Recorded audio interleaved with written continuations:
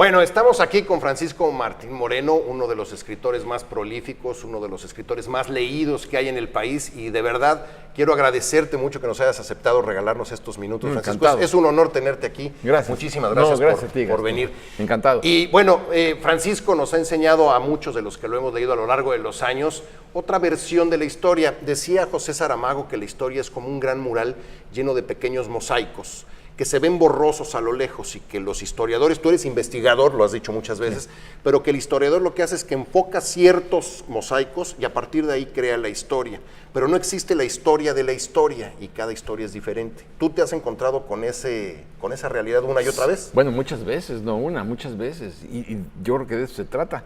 Y muchas veces al acercar la cámara, como tú dices, sí, no encuentras una historia, sino encuentras microhistorias. Exacto. Y estas microhistorias son las que son dignas de ser contadas, porque de verdad la historia nunca acabas de contarla. Hay un libro muy bueno tuyo, no he tenido la oportunidad de leerlo, pero he leído muchas reseñas, México Engañado. Si quieres, antes de entrar al esclavizado, hay toda una razón por la que has estado escribiendo y esclareciendo la historia con investigación desde hace mucho tiempo. Contabas hace tiempo que alguna vez una sobrina, me parece tuya, te pidió ayuda para hacer la tarea de historia y te asustaste cuando leíste el libro, sí, libro oficial de la SEP. Porque mi sobrina tenía, pues, en aquel momento creo que 11 años y me dijo, oye tío, me empezó a enseñar su libro de texto porque había cosas que no entendía. Entonces yo cuando lo vi dije, pero es que no es posible que engañen así a los niños. ¿Te acuerdas que muy bien lo decía el Marqués de Santayana? Sí. Quien no conoce su historia está condenado a repetirla. Sí, claro. Y yo decía, bueno, pero así los niños, por eso los niños odian la historia. No solamente porque esté tergiversada o equivocada. O porque te la hagan aprendértela de memoria luego, ¿no? Que sí, no tiene sino porque sentido. Es patéticamente aburrida. Sí. Entonces yo por eso gracias a esa visita decidí escribir un libro que se llama México Engañado. Es lo que no dice tu libro de texto gratuito. Y es sorprendente todo lo que no dice, todo lo que aprendimos nosotros de chicos, que además lo van como cambiando. Yo me acuerdo de la historia que yo estudié en primaria y ahora que estaba revisando los libros de mi hija, no es la misma historia que nos enseñaron a nosotros, a mí en los 80s o en los 70s. No, bueno, porque en primer lugar sale el libro de texto gratuito, el primero que lo sacó la señora López Mateos con Jaime Torres Bodet. Okay. Después Echeverría hace su interpretación de la historia y saca su libro. Y después López Portillo, y después Salinas de Gortari, y después Fox. Entonces, bueno, Fox fue el último que le metió mano. Entonces tú dices, oye, finalmente, ¿cuál es la historia de México? ¿Cuál es la verdadera? Porque tú dijeras, el libro de texto de la señora López Mateos, que fue publicado en los 60s, al día de hoy, bueno, pues en 50 años o 60, esta es la verdadera historia de México. No es cierto. Cada gobierno dice, yo soy el titular de la verdad absoluta y este es mi punto. ¿Y por qué? Bueno, pues porque cada quien tiene que darle un sesgo político a su gobierno para justificar su conducta.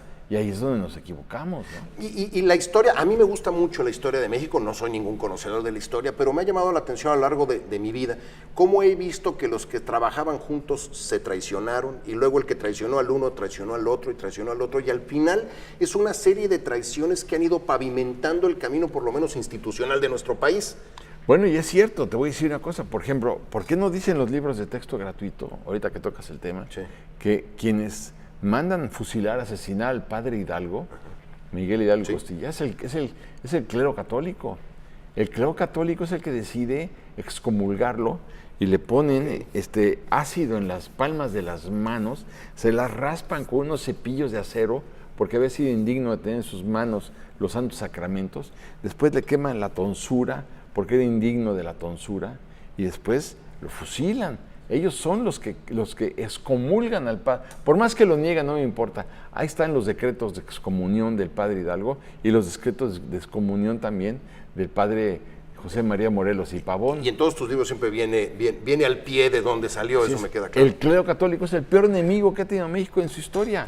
La Iglesia ha jugado un papel entonces, en su momento jugó un papel decisivo en lo que se contó en su momento. Pues sí, por ejemplo, yo te diría, cuando empieza acaba la conquista de México, ahí es donde se tuerce México para siempre, porque yo he estado buscando puntos críticos para saber en qué momento se torció la historia de México, o en qué momento no la historia. Los renglones torcidos de la historia. ¿En qué momento se torció México?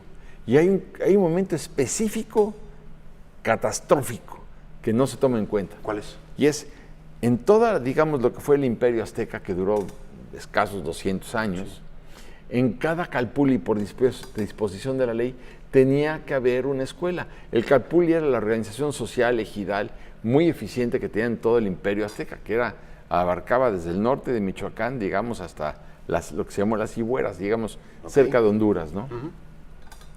En cada calpulli tenía que haber una escuela. Y entonces yo te podría decir, no es que no hubiera analfabetos, porque no había alfabeto, pero se educaban a través de los códices que quemaron y destruyeron los españoles. Que desapareció casi todo, sí. Pero la ilustración y la información y la educación estaba en las escuelas de los calpullis. Cuando acaba, aquí comienza el drama, cuando acaba el imperio azteca y se instala el virreinato y la colonia, entonces, por disposición del rey de España, les regalan a los españoles grandes extensiones de tierras con 5 o 10 mil esclavos mexicas. Bueno, ¿qué es lo que hacen lo que se llamó la encomienda? Y aquí está el drama. En lugar de que en cada encomienda hubiera una escuela, instalaron una iglesia. Por eso, cuando llega Iturbide al poder, 300 años después, en 1822, 98% de los mexicanos no sabían ni leer ni escribir. Eso sí lo ¿Por qué? Porque la Iglesia Católica se dedicó a engrandecer su patrimonio con los bienes de manos muertas. Tenían bancos, financieras, policías secretas, etcétera.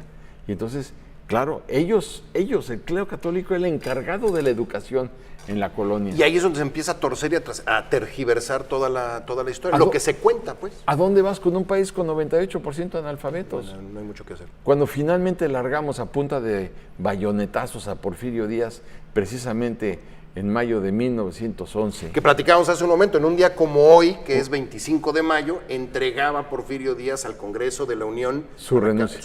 Que tampoco la podía escribir bien la renuncia ni firmar, porque tenía un pavoroso dolor de muelas. Y Carmelita le toma de la mano y lo ayuda a firmar la renuncia. No sabía. Porque él se negaba a firmar la renuncia. Bueno, lo que te quiero decir es que cuando finalmente largamos, afortunadamente, del poder a Porfirio Díaz, 85% de los mexicanos no sabían ni leer ni escribir. O sea, el tirano podía haber aprovechado el momento precisamente ¿para qué? Bueno, pues para educar a la gente. ¿Cuándo empieza el proceso educativo de México? Cuando Álvaro Obregón, con Vasconcelos, de triste recuerdo después, bueno, entre ellos dos fundan la Secretaría de Educación Pública y a partir de ese momento construyen 1000 escuelas al año. Y se empieza a poner orden en lo que es hoy. Así es. ¿Pero qué hizo la sociedad mexicana? La sociedad mexicana dijo, el problema de la educación es del gobierno, y ahí te ves. Sí. Y muchas veces, y seguimos haciendo lo mismo. Seguimos haciendo lo mismo. A mí me hubiera gustado que universidades como el TEC de Monterrey o la Ibero, no me importa, o la Anáhuac o la Universidad del Valle de México, tantas universidades que hay, hubieran creado 500 o 1000, como Princeton, como Yale, como Harvard, como Stanford, como Northwestern, todas estas universidades. Pero no, la sociedad, en términos generales, se desentendió de la educación. Y esa es una tarea que tenemos todos pendientes como sociedad. Me voy a regresar tantito al libro, porque me voy a regresar a la parte de Porfirio Díaz. Este libro, el libro México Esclavizado, empieza, si no me equivoco, a principios del siglo XX. Estamos en 1901, 1902, si no me equivoco. Sí. Estamos ya en el último tramo de Porfirio Díaz. Olegario Montemayor está estudiando en Inglaterra. Y aquí lo interesante es, primera pregunta, Olegario Montemayor, ya ahora que he leído el libro, no lo he acabado, pero ahorita que lo estoy leyendo, me imagino que es la familia Molina, es de la familia Molina que aquí todos conocemos. Exactamente, es lo mismo, pero como es ficción, y hay muchos pasajes novelados, pues preferí ponerle Olegario Montemayor, pero la realidad es que es Olegario Molina. Okay. Ahora, lo interesante de esto es que vas montando algo que la historia que nos enseñaron no hacía. Era que nosotros veíamos segmentos de la historia, pero nunca lo conectábamos con lo que estaba pasando en otras partes del mundo. Por eso es tan difícil poder relacionar para algunos de nosotros lo que pasaba aquí, al mismo tiempo estaba pasando en Europa y que estaba pasando en otras partes. Tú hablas aquí de la guerra del opio, por ejemplo, en China, explicas cómo funciona, qué fue lo que provocó, y empiezas a ligar todo, y todo siempre con el tema de la explotación inhumana de los poderosos por la mayoría de la gente. Y eso es muy interesante. Aquí, y a partir de aquí era donde yo quería empezar a hablar de este libro. Miguel Hidalgo, del que hablabas hace un momento, se supone que prohíbe la esclavitud. Según mi memoria, es Guadalupe Victoria el que lo hace oficial y lo hace decreto por ahí de 1832. No, no, 24, 25, 23, 24, porque era presidente todavía. Ok. Ponle por el 25, sí. Por el veintitantos. Sin embargo, en toda esta zona de Yucatán, y no solo aquí, pero Yucatán, pues se pasaron por el arco del triunfo el decreto, claro, y la esclavitud aquí fue monumental. Y de eso trata el libro. Sí, bueno, trata de la esclavitud, claro, aborda la guerra de castas, sí, claro, que va de 1848 hasta, digamos, 1901. Es una guerra de castas donde mueren miles de indígenas y dura más de 50 años, más de medio siglo, ¿no? Sí. Y también trato pues todo lo que se dio durante la guerra de México y Estados Unidos. Ojo, y es cuando Yucatán se separa. La guerra de castas se da con un Yucatán independiente. Sí. Dejaron a México a su suerte con la invasión de Estados Unidos, Yucatán se va, pero después por la guerra de castas, si no me falla la memoria, Yucatán regresa con México, porque ya estaban a punto de perder los blancos, si no me equivoco. Y le piden ayuda a los norteamericanos y piden la anexión porque además con un argumento diabólico, porque dicen, bueno, si aquí está ya, digamos, toda la península de Florida, pues vale la pena que se hagan un candado con la península de Yucatán y Florida para que el Golfo de México sea Golfo de los Estados Unidos, o sea, y le piden al presidente Paul que se anexe Yucatán. Que no acepta, ¿no? Que no acepta porque ya era suficiente, ya se habían robado, digamos, Texas, Nuevo México, Arizona, bueno, Arizona después, pero bueno, y también California, parte de Utah, en fin.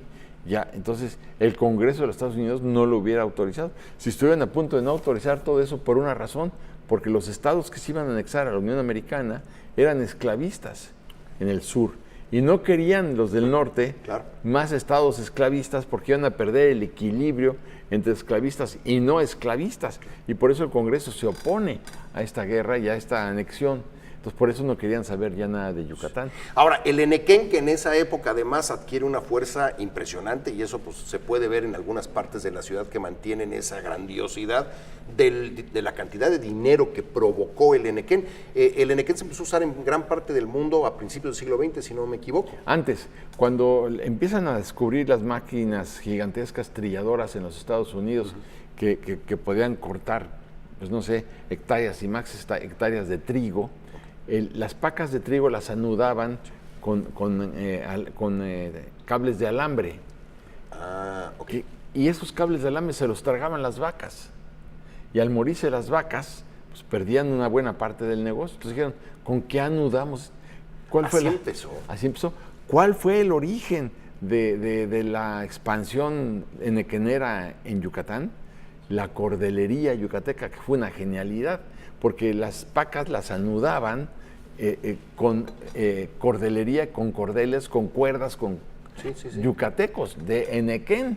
Sí. Y si las vacas se tragaban el enequén, pues así como entraba, salía, no pasaba nada. Pues no pasaba absolutamente nada. Entonces empieza, junto con lo que después se le llamó la International Harvester, empiezan a exportar una gran cantidad de fibra, pero con la condición de que los yucatecos no hicieran los cordeles, sino que los yucatecos exportaran la fibra para que ellos hicieran los cordeles. Se hicieran fuera de Yucatán. Porque ahí estaba el gran negocio para ellos. Entonces no querían que los yucatecos hicieran los cordeles, que también los hacían, ¿no? Ajá, sí, claro. Pero no en la proporción que los hacen en los Estados Unidos. Donde viene después el gran desdoblamiento es en la Primera Guerra Mundial, cuando Estados Unidos empieza a exportar al frente inglés, al frente francés, Europa durante la guerra. En la Primera Guerra Mundial, en la Primera Guerra, no mundial, pero en la Primera Guerra, sí, porque la guerra estalla hasta 1917, cuando en 1914 Estados Unidos empieza a exportar grandes cantidades de alimentos y de granos al frente europeo, mandaban sacos de algodón. Estos sacos de algodón no permitían la respiración necesaria, ni las condiciones de humedad para las de los semillas granos, o lo que fuera que mandaban. Sí, cuando llegaban al frente europeo llegaban podridos, o llegaban con sorgo, llegaban en condiciones que ya no eran útiles, hasta que se les ocurre a los yucatecos decirles a los gringos, oye, los costales tienen que ser de enequén, porque son gruesos, porque respira, porque son útiles y la humedad no se da no se pudre, hagan la prueba. Empiezan a hacer la prueba y se dan cuenta que es una verdadera maravilla el henequén. Y ahí empieza el boom. Y el boom es un boom tremendo porque además la cordelería ya no la requería nada más para atar a las pacas, sino la cordelería sirve para atracar submarinos. Sí, después en los navíos se usaba. En los navíos para atracar en los puertos, claro. Pues en los acorazados, en los submarinos, en los buques, en barcos de pasajeros y barcos mercantes, claro, utilizaban precisamente la cordelería de henequén para atracar a los barcos. Entonces la expansión es brutal, tan brutal, que entonces, bueno, pues es necesario cuando llega finalmente Salvador Alvarado. Bueno, porque no perdamos de vista que es muy importante que Olegario Molina, que tenía el monopolio del henequén en el estado, y monopolio no porque él era dueño de medio Yucatán, sino porque tenía pactos con los... y con Porfirio Díaz, había pactado con todos, ¿no? Pero había pactado sobre todo con la International Harvester, y la International Harvester le decía, mientras más bajes tú el precio de los productores yucatecos del henequén, yo te doy una comisión por abajo del agua. Ah, pues ahí, bueno, y eso no es raro aquí en México. Oye, Francisco, te voy a tener que interrumpir un momento. Vamos a ir a un corte. Órale. Y regresamos en un momento ya para que nos sigas contando. Encantado. Esa parte. Regresamos, no tardamos nada. Estamos de regreso con Francisco Martín Moreno. Estamos platicando del libro México Esclavizado. Este nuevo libro es del 2016 o 17. 18. Claro, ¿en qué estoy pensando? Es del 2018. El que es del 2016 es México Engañado. México Engañado, exactamente. Sí, Hoy estábamos platicando ya empezaba a ver ahí lana por debajo del agua para Olegario Molina. Porque Olegario Molina lo que decide, y bueno, es negociar directamente con la International Harvester. Tiene un acuerdo que firman en 1901, en donde la International Harvester le paga por abajo del agua, debajo de cierto precio que se establece. Digamos, si tú puedes vender en 7, yo te voy a comprar en 7, pero si logras que yo pueda comprar en 6, de la diferencia yo te pago un dinero por abajo del agua. Y se engañaba a todos los productores de henequén. Y lo triste era que aquellos que trabajaban en el henequén, que eran miles y miles y miles de esclavos, trajeron yaquis del norte, coreanos, chinos, ni enterados. No, pero lo que era una verdadera canallada es que los henequeneros, los finqueros, los hacendados, cobraran cantidades enormes en dólares y les pagaran a los campesinos con fichas. Sí, claro. Tiendas de raya, sí. Tiendas de raya. Yo estuve viendo ahora, bueno, hace poco, pues grandes coleccionistas yucatecos de fichas. Para quien salga a decir que la esclavitud nunca existió en Yucatán, para quien salga a decir que las tiendas de raya nunca existieron, para quien salga a decir que el derecho de pernada nunca existió, bueno, pues ahí están una gran cantidad de evidencias, ¿no? Sí.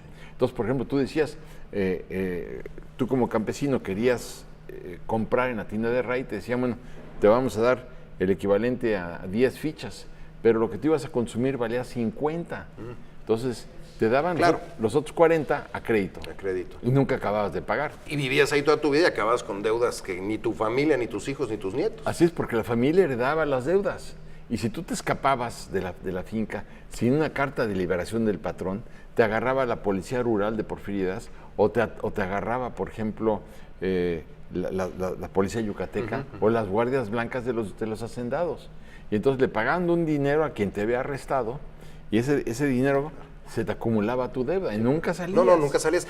Este fenómeno de la esclavitud brutal que se vivió en esta zona del país, en especial, si no me equivoco, del lado de Quintana Roo, en toda la península, Valladolid aquí en Yucatán era un centro también muy duro. Sí. ¿Estaba ocurriendo algo similar en el resto del país? Sí, yo te diría, donde más se daba, digamos, era en las haciendas madereras, en Chiapas. En Chiapas, por ejemplo. Bueno, ahí está el libro famoso de Traven, que se llama La Rebelión de los Colgados. Ah, claro. Que es el libro donde a los campesinos que no cortaban la cantidad suficiente de leña, los colgaban de los tobillos y de las muñecas, los llenaban de una brea que atraía a los insectos y a las arañas y a los alacranes, y gritaban como locos porque te picaban toda la noche. Te comían vivo. Y no tenías manera de defenderte. Por no llevar la leña requerida para... Así es, que era la cuota que te habían impuesto los capataces. Después lo estamos viendo en Turner, en Turner, que Turner nos cuenta en su libro de México Bárbaro lo que pasaba en las haciendas yucatecas. O sea, es una evidencia incontestable. Y ahí me clavé. Pero lo interesante también fue que mi personaje, que se llama Olegario Montemayor, cuando era niño y tenía, digamos, 7, 8 años, iba a ver, por ejemplo, a las casas donde vivían los esclavos, allí en las haciendas, y veía que los hijos de los esclavos que tenían como él, pues 7, 8 años de edad, tenían los pies llenos de costras de lodo, con guaraches, y además pues, usaban traje de manta, y él siempre le llamaba la atención. ¿Y tú por qué no tienes zapatos de cuero como los que yo tengo y con hebillas de plata, no? ¿Y por qué vives en este lugar tan feo, no? ¿Y por qué te vistes así? ¿Qué cosa tan espantosa? Él no entendía nada. Después este misticismo se convierte en un enfrentamiento con su padre, con Olegario Molina, y dice, pues mi hijo es incapaz de manejar mis empresas, es capaz de regalárselas a todos los peones, y lo larga a estudiar a Estados Unidos. Y después lo larga a estudiar a Inglaterra. Donde Oxford, conoce a Marion. Donde conoce a Marion Scott. Y Marion Scott pues, es una maravilla, porque Marion Scott, Olegario le va a dar al lector toda la información de lo que pasa en materia de esclavitud. De su visión, hasta ahorita en lo que voy, él da su versión. Su versión. Sí, claro. Pero luego le va a dar la versión de lo que pasa en las haciendas azucareras caribeñas, en las haciendas cafetaleras, en las haciendas tabacaleras, en lo que fueron las haciendas algodoneras en los Estados Unidos. Y sin ánimo de contar mucho del libro, se enamora de Marion, la convence de venir a Yucatán terminando los estudios, y ahí es donde van a descubrir la verdadera historia. Lo que él trataba o no veía o trataba de no hablar en Inglaterra, ¿no? Así es, pero lo que más me interesaba a mí contar también dentro de esto, cuando terminé la investigación, es la historia de amor. Claro. Porque me parece muy importante que en una novela haya una historia de amor. Tiene que haber. Sí, porque es que si no, Gastón, estamos muertos, ¿no? Pero entonces yo estaba en la Feria Internacional del Libro en el 2016. No entendía. En Guadalajara. Y yo estaba viendo por dónde atacar la historia de amor, ¿no? Y entonces llegó a mi mesa una mujer hermosísima y me dijo, ¿tú eres Martín Moreno? Le digo, sí. No, es que si me lo pregunta a mí, está hermosísima, también digo que sí. Pues sí, claro que sí, ¿no? Si a mí dicen Gastón, tú también soy, claro que sí. Siéntate, por favor, ¿no? Por favor. Y entonces... Oye, pero esto que nos estás contando es real. Es real. Es real. Se sentó y entonces me dijo, dime que te acuerdas de mí. Entonces le dije, me muero de la pena, pero no me acuerdo. Si te dijera que sí me acuerdo, me vas a preguntar que dónde nos conocimos. Y ahí ya te quemaste. Claro. Ya me quemé, no te voy a poder contestar. Mejor te digo que no. Bueno, si me prometes que no te vas a burlar de mí, yo te voy a decir dónde nos conocimos. Y pues dime, ¿no? Ya, ¿no? Sí. Entonces, hermosísima niña, no sabes qué guapa mujer. Y entonces me dijo, tú y yo nos conocimos en una marcha luterana en la Catedral de Wittenberg, en Alemania, en octubre de 1520. ¿Cómo? Sí. Ah, ok. O sea, yo que estoy leyendo el libro, ok, ya entendí cómo lo aplicaste. ¿Y esto te pasó de manera real? A mí me pasó real. Entonces dije, ¿nos conocimos tú y yo en 1520? Sí. Me dijo, ahí nos conocimos tú y yo, lo cual me encantó, ¿no? Me pareció maravilloso, pero yo dije, iba a pedir la cuenta porque dije, pues sí, será muy guapa, pero yo creo que... no vaya a ser que traiga otras intenciones.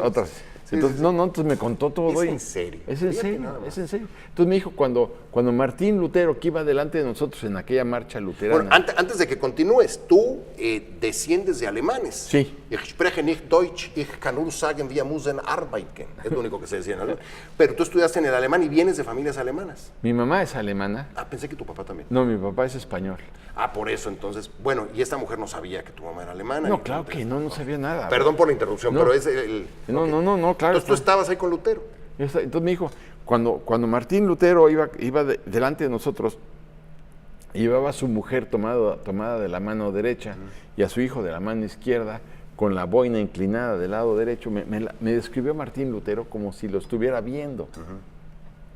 Llegó a la puerta de la Catedral de Wittenberg y clavó en la puerta sus 90 y tantos puntos, y después se acercó al público y rompió la bula que lo excomulgaba, una bula que había mandado el Papa León X, que lo excomulgaba por haber estado en contra de la venta de indulgencias, y rompió y entonces me dijo ella a mí me gustó muchísimo ese momento de ti, porque gritabas como loca. ¿Cómo que como loca? ¿Cómo que como loca? Le digo, no, como loco. No, gritabas como loca. Ah, eras mujer. Entonces yo era mujer en octubre de 1500. ¿Y ella era hombre? ¿O? Ella era hombre. Entonces tú eras hombre y yo era mujer. Se cambiaron, sí. Entonces, y yo estaba guapa por lo menos. Sí, por cuenta. Pues sí, porque pues, yo necesitaba saber todo eso, ¿no? ¿Es en serio? Bueno, espérame, ¿y cómo acabó todo esto? ¿Te hiciste gran amigo? No, porque ella me dijo, acabando, cuando se fue Martín Lutero, me dijo, vamos a tomarnos una cerveza en una cervecería que está atrás de la Catedral de Wittenberg. Y yo el año pasado fui a Wittenberg, fui atrás de la catedral. Y sí está. Y hay una cervecería. Que estaba en esa época y todo. Pues yo creo que sí, yo creo que sí. Oye, bueno, ¿y esta mujer ya no volviste a saber nada de ella? No, en corto te digo qué fue lo que pasó. Pero terminó bien, que eso es terminó muy bien, pero lo importante es que toda la información que ella me dio. Okay, y de ahí entonces tomas esto que te sucedió para hilarlo, ya entendí. Y para hilarlo con la historia y la novela, el amorío. Puse en boca de Marion Scott sí, claro, la historia que ella me contó, que ella a su vez le cuenta a Olegario. Y que Olegario piensa lo mismo que tú pensaste cuando te dijo eso, seguramente. Exactamente. Ah, ok, así es como lo entrelazas. Yo no vayas a contar el final, yo no he he al final. No voy a contar el final. Estoy disfrutando mucho el libro. Mi problema, y yo creo que muchos lo van a tener, es que lo subrayas todo el tiempo. Entonces hay que estar subrayando y subrayando y subrayando para acordarse de las cosas que yo no sabía. Es de lo que se trata. Si tú ves, porque te da mucho coraje, cómo mi personaje Olegario ve que asesinan al presidente Madero, que era un hombre, era un gran demócrata. Asesinan a Pino Suárez, que aunque no hubiera sido yucateco, nacido en Yucatán, él fue el que crea la primera coordinadora de exportación del Enequén. Después asesinan a Belisario Domínguez, después a Serapio Rendón, después asesinan a Emiliano Zapata, después asesinan asesinan a Venustiano Carranza, asesinan a Pancho Villa, asesinan a Rulfo Gómez, asesinan a Francisco Serrano y luego asesinan a Obregón. Entonces él dice, oye, qué barbaridad. Aquí, ¿qué pasa en México con la gente que protesta y con los verdaderos constructores de México? Arreglamos las cosas a balazos. Sí. Entonces él empieza a desesperarse mucho y claro, en esa coyuntura llega Salvador Alvarado a Yucatán. Sí. Y yo creo que Salvador Alvarado se merece que en Mérida se le ponga una avenida con un monumento señorial en honor de su persona. Y eso me lleva, ahorita que estás diciendo, eso es muy interesante. Mérida, estoy casi seguro, por lo menos de las ciudades que conozco, es la única ciudad en el país, cuya avenida principal trae el nombre de los conquistadores y que remata con una estatua dedicada a los Montejo. A mí siempre me ha llamado mucho la atención porque es como si Reforma se llamara Cortés, Avenida Cortés. ¿Por qué sucede eso aquí? ¿Por qué se quedó esa admiración por los españoles a pesar de que en la guerra de castas los blancos estuvieron a punto de perder? ¿Qué pasó después que se regresó el poder de los blancos? Tan estuvieron a punto de perder los blancos que fueron a pedir ayuda a los Estados Unidos para anexar Yucatán allá, siempre y cuando Estados Unidos les proporcionara ayuda militar y ayuda económica. Y terminaron regresando con México porque Estados Unidos les dijo que no. Así es. Pero lo que lo salvó salvó ahí, que muy pocas veces se explica, es por qué no tomaron Mérida y por qué no acabaron los mayas con los blancos. Ajá. Bueno, pues porque llegó la temporada de lluvias y en buena parte tuvieron que irse a sembrar o se morían de hambre.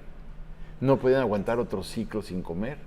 Eso fue lo que evitó. Esa fue una de las razones más claras por las cuales los grandes ejércitos mayas, con todo mi respeto, tuvieron que rendirse y dejar la guerra, hacer un paréntesis, mientras iban a sembrar. Porque, a ver, ¿de qué creías que vivían ellos, sus familias? Sí, claro. Tenían que sembrar. ¿De qué? Me regreso a la avenida. ¿Por qué? Bueno, son de las grandes paradojas, pero no solamente eso, también hay un monumento a Fray Diego de Landa, que fue el que quemó los códices y que fue el que destruyó buena parte de la cultura maya.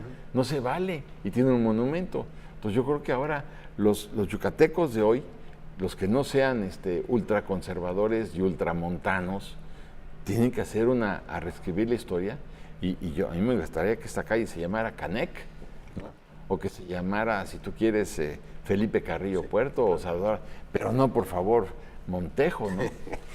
Oye, Francisco, antes nos quedan unos cuantos minutos. Bueno, primero al final y seguimos invitando a la gente para que compre y lea tu libro. Se acercan las elecciones. No te puedo dejar ir sin pedirte un comentario de cómo ves las campañas en estos 2 minutos que nos quedan. Estamos a 34 días de las campañas. Sí, bueno, yo te diría, muchas gracias por la pregunta, pero yo creo que lo peor que le puede pasar a nuestro país es que la gente vote por López Obrador. López Obrador, ¿cuál es la distracción de López Obrador? Y te lo digo muy rápido, ¿no? Él es un priista de la vieja guardia, O sea, López Obrador no viene toda su vida de estar en la oposición. No. Él fue priista toda su vida. Tiene toda la escuela priista.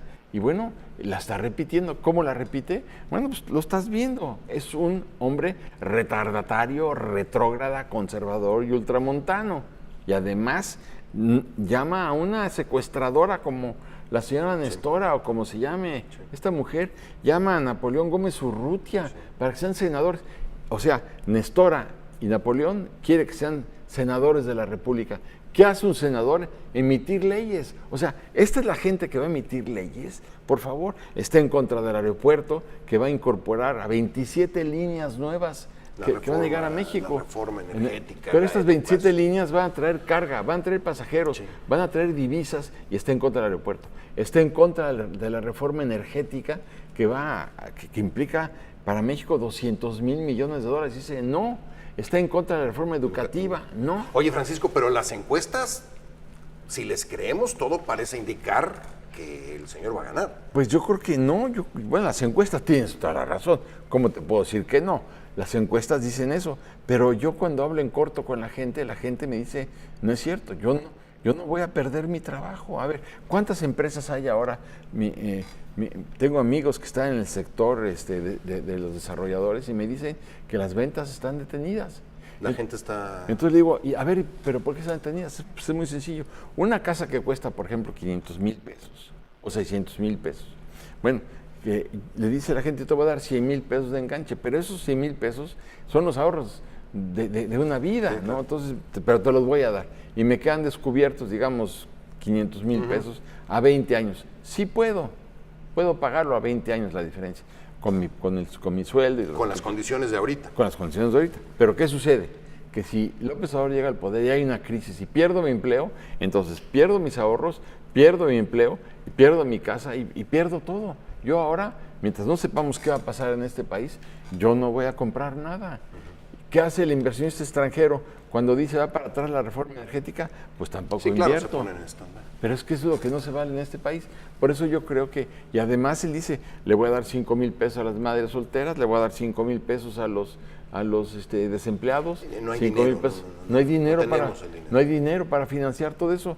Pero además los que trabajamos como tú y yo, tampoco estamos de acuerdo en regalar el dinero a quien no trabaja. Sí podríamos regalarle el dinero a los ancianos y a gente que está en extrema pobreza. Pues, yo estoy de acuerdo con eso, pero espérame, no en esta generalización solamente para captar votos. Entonces, yo creo y además está aliado con la Coordinadora Nacional de Trabajadores de la Educación, que tiene en Chiapas, en Michoacán, en Oaxaca y en Guerrero a 4 millones de niños sin escuelas. O sea, yo creo que este es un hombre que sería un grave error que le permitiéramos que llegara a la presidencia de la República, porque nos vamos a ir 50 años para atrás. Él representa al viejo PRI de los años 60, que es precisamente lo que queremos cambiar al votar en contra del PRI en este sexo. Francisco, te agradezco muchísimo tu tiempo, un verdadero placer poder platicar contigo unos momentos. Y después de las elecciones, te buscamos para que hagamos una entrevista y platiquemos de lo ocurrido, ¿te parece? Yucatán es como si fuera mi patria chica. Me encanta venir aquí. La gente es una verdadera maravilla. Sí, me encanta la comida.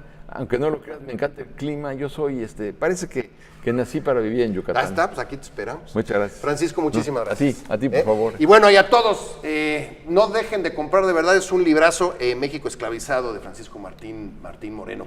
Muchísimas gracias por su compañía y bueno, con esto llegamos al final. Gracias.